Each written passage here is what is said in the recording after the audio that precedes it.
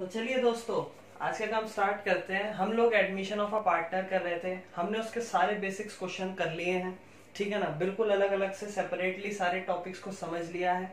अब हम आगे कंटिन्यू कर रहे हैं, ठीक है ना। तो हमारा जो अकाउंट्स का टॉपिक है, अब हम लगभग फुल फ्लेज क्वेश्चन को स्टार्ट कर रहे हैं, ठीक है ना। तो एक फुल फ्लेज क्वेश्चन है जिसमें जनरल एंट्रीज भी है और सारे आपको अकाउंट्स क्लोज भी करने हैं। तो पहले हम जनरल एंट्री को बनाएंगे, ठीक है ना। तो बिल्कुल आराम से डीपली अच्छे से समझेंगे। तो आपको बैलेंस शीट दी गई, आपको क्वेश्चन चाहिए हो, ऐसे नहीं समझ में आ रहा हो, कमेंट कर देना। मैं डिस्क्रिप्शन में एक लिंक पीडीएफ ड्राइव के थ्रू उसको डाल दूंगा ताकि आप क्वेश्चन तो देख सको, ठीक है ना। वैसे मैं डाल ही दूंगा, ठीक है ना। अगर मैं भूल भी जाऊँ या नहीं भी डाला हो तो आप कमेंट कर देना, ठीक है ना। सो क्वेश्चन को हम स्टार्ट करते हैं। चलिए, तो जो क्वेश्चन है उसमें आपको दो पार्टनर दिए गए हैं, कवि एंड गायक। दो पार्टनर है के एंड जी, और उनकी जो प्रॉफिट शेयरिंग रेशियो है वो है 3:2। सबसे पहला काम याद रखने का 3:2 प्रॉफिट शेयरिंग है। लायबिलिटीज और असेट्स दी गई हैं। लायबिलिटीज के मैं सारे नाम पढ़ लेता हूं ताकि याद रहे। आप चाहो तो लिख भी सकते हो, बना भी सकते हो बैलेंस शीट। तो लायबिलिटीज में अमाउंट दी गई 20,000 रुपए सन्ड्री डेटर के नाम से फर्स्ट कॉलम में। लायबिलिटीज में फर्स्ट कॉलम सन्ड्री डेटर 20,000 रुपए। कैपिटल्स के और जी की जो है वो है 30,000 और 20,000, ठीक है ना। नेक्स्ट असेट्स में से लायबिलिटीज में इतना ही। असेट्स में फर्स्ट है कैश इन हैंड। असेट्स का first column cash in hand. Cash in hand 3,000, debtor 12,000, stock 15,000, furniture 10,000, plant and machinery 30,000, ठीक है ना। तो ये सारी आपको बातें दे दी गई। अब एडजस्टमेंट दी होगी, उन्होंने कुछ गड़बड़ी है। सबसे पहला काम हमारा जनरल एंट्रीज का है। जनरल एंट्रीज बनाएंगे, समझेंगे, ठीक है ना। तो चलिए, उसके बाद जनरल एंट्रीज अब मैं पढ़ रहा हूं। आर्टिस्ट, उन्होंने के और जी थे और उन्होंने आर्टिस्ट को ऐड करा है, ए को उन्होंने ऐड करा है, ठीक है ना। तो ए को उन्होंने ऐड करा पार्टनरशिप फर्म में और उसको 15,000 रुपए कैपिटल लाना है। यानी कि ए जो है 15,000 कैपिटल ला रहा है। ए विल ब्रिंग 15,000 कैपिटल, ठीक है ना। और उसके साथ साथ आपको बोलता है 15,000 की कैपिटल और 5,000 एज प्रीमियम फॉर गुडविल। 5,000 रुपए प्रीमियम फॉर गुडविल ला रहा है अपने शेयर में। यानी कि उसका जो शेयर है 1/6, उसका वो 5,000 रुपए ला रहा है, यानी कि अपना हिस्सा ला रहा है। गुडविल कैलकुलेट करने की जरूरत नहीं है, ठीक है ना। नेक्स्ट, अब ये तो हो गई हमारी फर्स्ट, इसको हमें जनरल एंट्री करनी पड़ेगी, कर लेंगे। सेकेंड एंट्री, चलो एक काम करते हैं, जनरल एंट्री स्टार्ट ही कर देते हैं, ठीक है ना। तो सबसे फर्स्ट एंट्री क्या होगी वो हमें पता ही है। तो जो फर्स्ट एंट्री होगी, क्या हुआ, बिजनेस में पैसा आया, बैंक अकाउंट नहीं है, कैश अकाउंट है, तो कैश अकाउंट से ही बनाएंगे। यानी कि बिजनेस में कैश आ गया, कैश अकाउंट डेबिट, ठीक है ना। किस रूप में आया, एज कैपिटल के रूप में, एज कैपिटल अकाउंट। और to premium for goodwill, premium for goodwill, ठीक है ना। जो कि जनरल एंट्री है। टोटल पैसा आया बिजनेस में 20,000, 15,000 कैपिटल के रूप में और 5,000 premium for goodwill. General entry, business में पैसा आ गया, being cash bring by the new partner A and also the share of premium goodwill, ठीक है ना। अब इस गुडविल को पुराने पार्टनर्स सैक्रिफाइसिंग रेशियो में बांट लेंगे। सैक्रिफाइसिंग रेशियो कैसे निकलती है, हम निकालते हैं। तो के एंड, देखो मैं ना क्या कर रहा हूं, किसी को भी अगर नहीं समझ में आई थी वो वीडियोस, तो इन टॉपिक से आपको क्लियर कराने की, इसलिए मैं चाह रहा हूं कि चाहे मैं एक एक फुल फ्लैज क्वेश्चन को एक एक वीडियो में कवर करूं, 25-30 मिनट में कवर करूं, बट आपका ना टॉपिक अच्छे से क्लियर हो जाए, ठीक है ना। सो इसीलिए मैं स्लो चल रहा हूं और थोड़ी बहुत रिकमेंड भी आई थी कि मैं बहुत छोटा लिखता हूं। तो कोशिश करूंगा कि मैं, अभी भी मेरे को लग ही रहा है कि मैं छोटा ही लिख रहा हूं, तो मैं कोशिश करूंगा उन सबको अच्छे से देख सकूं मैं, ठीक है ना। तो K:G जो उनकी रेशियो थी वो 3:2 थी। एक्चुअली क्या है कि दूसरे रूम में बोर्ड पड़ा है, बट वहां जो है फिर क्लियरिटी ठीक नहीं आती, तो इस वजह से मैं वो बोर्ड को यूज नहीं कर पा रहा। तो इसीलिए छोटा बोर्ड यूज करना पड़ रहा है, ठीक है ना। तो K/G 3:2 रेशो थी इनकी। नए पार्टनर को 1/6 शेयर में उन्होंने लाए, ठीक है ना। ऐड किसको किया? ए को। हमें क्या निकालनी है? Sacrificing ratio. सेक्रीफाइसिंग रेशो कैसे निकलती है? Old share minus new share. So sacrificing के लिए हमें न्यू रेशो निकालनी पड़ेगी। न्यू रेशो देखो इसमें और कुछ नहीं डिटेल्स दी गई, सिंपल है। Let the new share is, जिसने मेरी वो वीडियो देखी, अभी मैं कुछ दिन पहले लाइव भी गया था, मैंने उसमें भी डिस्कस करा था, ठीक है ना। न्यू शेयर इज 1, ठीक है ना। 1 में से हमें किसका शेयर पता है? ए का। तो ए का नया शेयर माइनस करा, बचा 5/6। इस 5/6 का हकदार कौन है? ए और बी, यानी कि 5/ए का जो न्यू शेयर होगा वो, ए का न्यू शेयर जो है वो अपनी पुरानी रेशो जो कि है 3/5, 3/5 होगी 2/5, 3/5 का 5/6 में ले जाएगा, और बी जो है वो भी 2/5 को 5/6 में ले जाएगा। सो ये हो जाएगा, इसको डायरेक्ट कर लें तो 3/6 ही बन रहा है, and this will be also 2/6। मैंने काट पीट के डायरेक्ट छोटा कर लिया, ठीक है ना। यानी कि ए, बी और सी की न्यू रेशो बनी 3/6:2/6:1/6। अब ध्यान से सुनो, ये रही हमारी न्यू रेशो, ये रही हमारी ओल्ड रेशो। सेक्रीफाइसिंग रेशो कैसे निकलती है? सेक्रीफाइसिंग है ओल्ड माइनस न्यू। ओल्ड क्या है? 3/5 ए की, बी की ओल्ड क्या है? 2/5 माइनस न्यू क्या है? 3/6, इसकी न्यू क्या है? 2/6। 5/6 30, 6/3 18 माइनस 6/5 6 5 5/3 15। ये 3/30 आया और ये 2/30 आएगा, और सेक्रीफाइसिंग रेशो 3:2 ही आएगी, कैलकुलेट कर लेना। यानी कि अगर मैं बेसिक भाषा में बात करूं तो हमने बहुत बार ये चीज देखी कि जो पुरानी रेशो होती है वही नई बन रही है, और वही सेक्रीफाइसिंग भी बन रही है। मगर पेपर में ऐसा मत सोच लेना, ट्राई कर लेना। 2 मिनट जरूर ज्यादा लगेंगे, बट आंसर आ जाएगा, गलती नहीं होगी। 2 मिनट की वजह से आप पूरा 6-7 नंबर का क्वेश्चन गलत ना कर दो। यानी कि सेक्रीफाइसिंग रेशियो 3:2 है, यानी कि वो 5000 का जो हिस्सा है ना गुडविल का, वो 3:2 की रेशियो में ही बटेगा। 3:2 की रेशियो बन गई 3000 और 2000 में। तो अब हुआ क्या? ये प्रीमियम फॉर गुडविल डेबिट हो जाता है नेक्स्ट एंट्री में। Premium for goodwill account debit to K's capital account to G's capital account which is of 5000 and it will be divided in the ratio of sacrificing which is 3:2। अभी क्या है ना, अभी ये उतारना है तो उतार लो, ठीक है ना, इसको उतार लो, उतारना है तो पॉज कर लो, ठीक है ना। चलो, तो फर्स्ट ये तो हमें आता ही है, हमने बहुत पहले ही सीख लिया था ये सब। आगे चलते हैं, अभी और वर्किंग नोट्स की भी जरूरत पड़ जाएगी। देखो आज कोशिश करेंगे कि जर्नल एंट्री को ना एडजस्ट कर लें एक ही बारी। देखो बहुत सारी जर्नल एंट्री बनती है अगर हमारे एक एंट्री को बनाएंगे। तो मैं आज क्या करूंगा, इसकी नरेशन लिख लेना। सेक्रीफाइसिंग रेशो में पुराने पार्टनर्स में रेशो बढ़ गई है, ठीक है ना। अब मैं कोशिश करूंगा कि आगे की जनरल एंट्रीज जो फायदे वाली है उनको सबको एक साथ एडजस्ट करूं, जो नुकसान वाली सबको एक साथ एडजस्ट कर लूं। वो कैसे पढ़ते हैं आगे की एंट्रीज। अब एक एक चीज याद रखना, value of stock is reduced by 10%। जो स्टॉक था वो 10% घट गया, ठीक है ना। Will plant and machinery appreciated by 10%। वही प्लांट और मशीनरी एप्रिशिएट हो गए 10%। तो पहले हमें यहाँ पे साइड में लिख लेते हैं क्या क्या हुआ। This is our stock, stock 10% घट गया और वहीं P&M बढ़ गई। ये घट गया, ये बढ़ गई। स्टॉक कितने का था? स्टॉक एक्चुअली 15,000 का था। 15,000 पे 10% घट गया, यानी कि 1500 घट गया, यानी कि 1500 घट गया। और क्या हुआ? प्लांट एंड मशीनरी 10% बढ़ गई। प्लांट एंड मशीनरी कितने की थी? 30,000, 10% बढ़ गई, यानी कि 3,000 रुपए बढ़ गई, ठीक है ना। अभी एंट्री नहीं कर रहा, पहले देख रहा हूं क्या क्या घटे बढ़ गए, एक साथ एडजस्ट कर लेंगे, ठीक है ना। Next, furniture is revalued at 9,000। Furniture को रिवैल्यू करा तो पता चला 9,000 का है रिवैल्यूड करके, जबकि बैलेंस शीट में 10,000 दिखा रहा है, यानी कि 1,000 रुपए घट गया।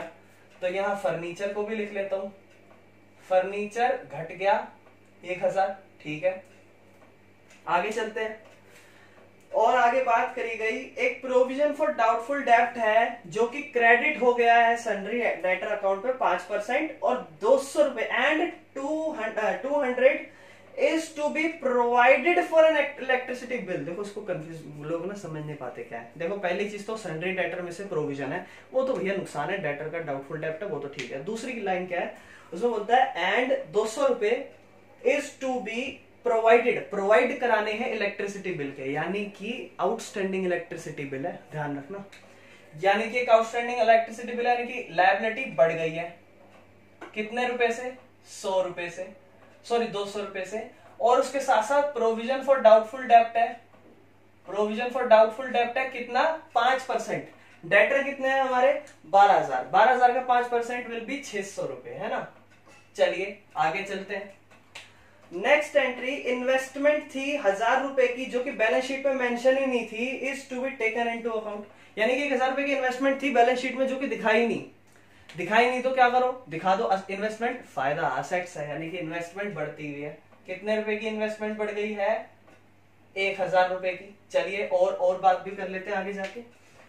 अगला लिखा, एक क्रेडिटर थे 100 रुपए के, is not likely to claim his money and is to be written off. उसको राइट ऑफ कर देना है, उसको पैसा ही नहीं देना अभी, ठीक है ना। यानी कि 100 जो क्रेडिटर है 100 रुपए के, वो क्या हो गए, वो कम हो गए और कुछ है नहीं। इसके बाद आपको बोलता है जनरल एंट्री बनाओ, रिवैल्यूएशन फालतू सब ये अकाउंट बनाओ। चलो जनरल एंट्री, अब ध्यान से सुनना।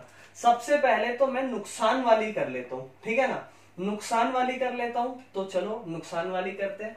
तो भैया नुकसान कहां हुए देख लो। स्टॉक घट गया, स्टॉक जो है घट गया, स्टॉक घट गया मतलब स्टॉक कम हो गया, नुकसान है, बिल्कुल है, लॉस। प्लांट एंड मशीनरी बढ़ गई, प्रॉफिट। फर्नीचर घट गया, लॉस। आउटस्टैंडिंग लायबिलिटी है, बढ़ गई है, यानी कि लॉस है ना। प्रोविजन फॉर डाउटफुल डेब्ट भैया नुकसान है, लॉस है। इन्वेस्टमेंट प्रॉफिट हो गया, बढ़ गई थी। क्रेडिटर घट गए, प्रॉफिट है। अभी लॉस 1 2 3 4 ये सारे नुकसान होते हैं। अब ध्यान से सुनना, स्टॉक का नुकसान हुआ, एसेट्स का नुकसान हुआ, क्रेडिट होगी, है ना। और जब नुकसान होता था रिवैल्यूएशन अकाउंट डेबिट होता था। तो एंट्री का याद रखना, ये भी क्रेडिट होगा, ये भी क्रेडिट होगा, ये भी क्रेडिट होगा, क्योंकि क्रेडिट में लायबिलिटी बढ़ती है, और ये भी क्रेडिट होगा। तो ये सारी चीजों को क्रेडिट करना है। तो यानी कि रिवैल्यूएशन अकाउंट यहां डेबिट हो रहा है टू स्टॉक अकाउंट, देखो एक साथ कर रहा हूं, है ना, to furniture account, to outstanding liability, outstanding electricity bill लिख देना, टू और तो कुछ है नहीं, हाँ, प्रोविजन फॉर डाउटफुल डेब्ट, है ना। कितना अमाउंट, डाउटफुल डेब्ट इज 600 रुपया, दिस इज 200 रुपए, दिस इज 1,000 रुपए एंड दिस इज 1,500 रुपए। तो हो गया टोटल 25, तो 2700, 3300। नरेशन क्या हो गया, रिवैल्यूट करा, वैल्यू कम आया, बता देना, ठीक है ना। नरेशन पढ़ लेता हूँ, revalue the assets and liabilities, simple. चलिए अगला है, अब फायदे कर लेते हैं। फायदे तो सिर्फ 2 ही हुए लगभग, सॉरी 3 हुए, तो उन सबको फायदे में लिखेंगे जी। चलिए लिखते हैं। फर्स्ट फायदा, plant and machinery account debit बढ़ गई है, और इन्वेस्टमेंट भी बढ़ गई, क्योंकि दिखाई नहीं रखी तो बढ़ती हुई दिखाओ ना। और क्रेडिटर कम हो गए, क्रेडिटर बढ़ते हैं तो क्रेडिट, कम होते हैं तो डेबिट, इसलिए creditor account debit to revaluation account. Amount 3,000, amount 1,000 and amount 100, यानी कि 4,100। यहां तक जनरल एंट्री खत्म नहीं, एक जनरल एंट्री रह जाती है। वो कब करेंगे, जब फायदा और नुकसान बताते हैं, है ना, तब एक जनरल एंट्री और करते हैं ना। अगर फायदा हो तो पार्टनर में बांट देते हैं, वो जनरल एंट्री जरूर कर लेंगे। जब मैं वो अकाउंट बनाऊंगा तब बताऊंगा इसके बारे में। फिलहाल जनरल एंट्री जल्दी से उतार लो, आगे चलते हैं फिर हम लोग। चलिए अब ना अकाउंट्स क्लोज करते हैं, ठीक है ना। एक चीज का जरूर ध्यान रखना कि जब आप जनरल एंट्री कर रहे होते हो, कोशिश करो साथ साथ ही आप अकाउंट क्लोज कर लो। नहीं करे तो कोई बात नहीं, जर्नल एंट्री की बात कर लेते हैं, बट वो ज्यादा सही है। तो सबसे पहले जर्नल एंट्री याद रखो, ठीक है ना। तो सबसे पहले जर्नल एंट्री, बिजनेस में पैसा आया था। पैसा, अच्छा पैसा लिखने से पहले इसका बैलेंस बीडी जरूर लिख लेना, ये चीज का ध्यान रखना। तो कैश अकाउंट का बैलेंस बीडी कितना है, देखो क्या है ना, अभी आपको थोड़ा लग भी रहा होगा कि यार ये तो याद ही नहीं हो रहा है, ऐसे कैसे ऐसे रखना। तो कितने भी क्वेश्चन करते जाओगे ना, तो याद रहेगा फॉर्मेट कि हाँ पहले ये फिर वो फिर ये फिर वो, ठीक है ना। तो सबसे पहला कैश का balance BD which is of 3000, और बिजनेस में आए थे 20,000। किस रूप में, एक आया था एज कैपिटल के रूप में, ठीक है ना, और एक आया था प्रीमियम फॉर गुडविल, देखो जगह नहीं बच पा रही है, ठीक है ना, जो कि था 15,000 एंड अगला था 5,000। मैं 2 की जगह हटा देता हूँ थोड़ी सी, ठीक है ना। चलिए एज कैपिटल और इसके नाम से, ठीक है ना। और सेकंड, अभी इसको कहाँ एडजस्ट करा था, तो भैया इसको एडजस्ट करने से पहले इसका बैलेंस भी लिख लो, क्योंकि जो जो अकाउंट बना रहे हैं उसका बैलेंस बीडी तो लिखना जरूरी है। पार्टनर्स कैपिटल अकाउंट, ठीक है ना, के का था कितना कितना है 30,000 और 20,000, कैपिटल भी रेशो के बेस पे है। चलिए हुआ क्या, पैसा आया, क्या नहीं कि बाय कैश अकाउंट, किसका पैसा आया था, ए का, कितना 15,000, और 5,000 के और जी में बट गया था, किस नाम से, प्रीमियम फॉर गुडविल के नाम से, जो कि था 3,000 और 2,000। क्या ये समझ में आया, ये थी फर्स्ट, सेकंड एंट्री भी हो गई। इसके बाद रिवैल्यूएशन के कुछ अकाउंट थे, तो रिवैल्यूएशन के मैं डायरेक्ट यहां से लिख लेता हूं, क्योंकि जनरल एंट्री मेरे को, मैं भूल भी गया कौन कौन सी थी। तो यहां आया था बाय, फायदे आते ना इस तरफ, प्लांट एंड मशीनरी, जो कि था 3,000, 10% से अप्रिशिएट हो गया था। सेकंड थी बाय इन्वेस्टमेंट, जो कि है 1,000। उसके बाद बाय क्रेडिटर थे, कम हो गए थे 100 रुपए के। डेबिट साइड नुकसान थे, जो कि सबसे पहला था 1,500 रुपए का स्टॉक के नाम से। ये देखो सारे वही हैं जो आप कर चुके हो जनरल एंट्री में। स्टॉक का था 1,500 रुपए का। नेक्स्ट फर्नीचर था, जो कम हो गया था 1,000 रुपए का। नेक्स्ट 600 रुपए की भी कुछ थे और 200 रुपए का भी कुछ था, बट याद नहीं। एक आउटस्टैंडिंग इलेक्ट्रिसिटी बिल था, जो कि इलेक्ट्रिसिटी बिल था, जो कि था 200 रुपए का, और 600 रुपए का प्रोविजन फॉर डाउटफुल डेट, वो भी याद आ गया। चलिए प्रोविजन फॉर डाउटफुल डेट, जो कि था 600 रुपए। तो करीबन देखा जाए ये साइड ज्यादा लग रही है, हाँ जी, तो यानी कि फायदा हो गया भाई। कितने का हुआ, चलो देखते हैं। 4,100 ये है 25, 6, 31, 33, करीबन 800 रुपए का प्रॉफिट हो गया। हाँ जी, 800 रुपए का फायदा हो गया, जो किस में बटेगा, पुराने पार्टनर्स में। To profit transfer to K's capital and to G's capital, 3:2 की रेशो में, पुरानी रेशो में, जो कि है कुछ इस तरीके से। ये अब इनकी कैपिटल में आ जाएगा बाय रिवैल्यूएशन अकाउंट के नाम से, विच इज 480, 320। अकाउंट क्लोज कर लेते हैं। चलिए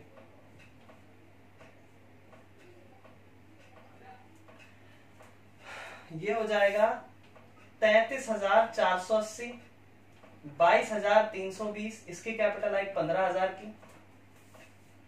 33,480। अच्छा देखो, एक काम हमने नहीं करा जो हमें करना चाहिए था, हाथों हाथ एसेट्स भी लिख लेनी चाहिए थी।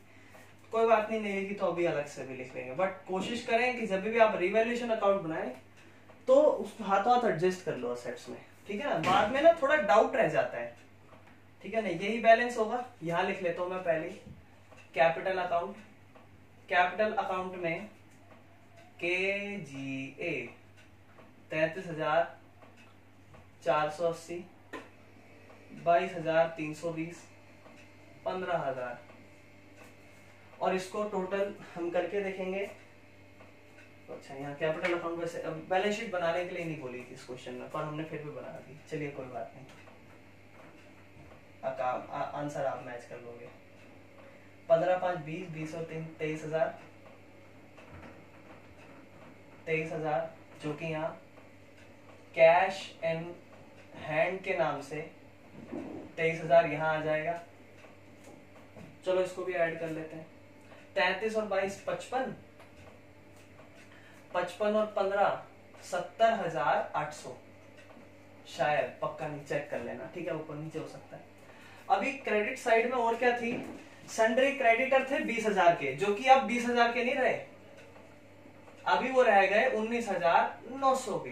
100 रुपए का क्रेडिटर कम हो गया था और 200 रुपए का आउटस्टैंडिंग इलेक्ट्रिसिटी बिल जुड़ गया, 200 रुपए का, है ना।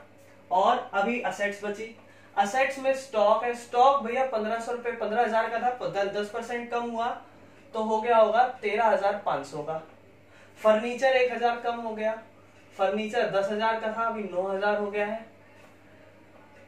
डेटर थे हमारे 12,000 के, जो कि अब हो गए 11,400 के। प्लांट एंड मशीनरी बढ़ गई, 15,000 की थी 30,000 की थी, 33,000 हो गई। इन्वेस्टमेंट लिखी नहीं थी अभी तक, इन्वेस्टमेंट भी लिख देंगे 1,000 रुपए की। सो ये हमारे अकाउंट थे और अब हम इसको बैलेंस शीट मैच करेंगे। तो मैं ऐसे ही कुछ क्वेश्चंस लाता रहूंगा और उससे हम फुल फ्लैप क्वेश्चंस को कंप्लीट करने की कोशिश करेंगे। देखो ये तो कुछ भी नहीं था, बिल्कुल बेसिक बकवास था ये, इतना इजी क्वेश्चन था, क्या ना, धीरे धीरे समझेंगे। बीच बीच में मैं अच्छे अच्छे क्वेश्चंस भी लाऊंगा, बहुत सारे क्वेश्चंस हैं, जितने क्वेश्चन कर लो उतना ही कम है, लेकिन उसमें भी कुछ टॉपिक्स ऐसे भी हैं जो रह गए हैं, जो उनके थ्रू कंप्लीट होंगे। बस इसमें बोर्ड छोड़ना पड़ रहा है क्योंकि अभी ऐसे वाले आगे आने वाले क्वेश्चन भी आ रहे हैं जिन्होंने और परेशानी होगी। सो अभी के लिए इतना ही।